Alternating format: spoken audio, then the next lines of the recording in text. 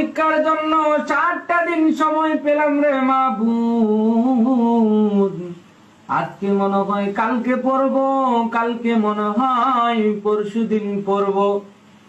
এইভাবে করতে করতে 7 দিনের মধ্যে 5টা দিন চলে গেল রে মাবুদ। আজকে যখন জীবনের প্রতি গভীর মায়া দয়া করে পড়ার টেবিলে বসলাম রে মাবুদ, একবার বিছানাটাকে আয় বাবা, একবার শুয়ে যা, একবার মোবাইলটাকে আরে বাবা একটু চাপাচাপি করে যা। অতঃপর গভীর আগ্রহ নিয়ে যখন হিস্ট্রিক্যাল থট নিয়ে পড়ার টেবিলে বসলাম রে মাবুদ,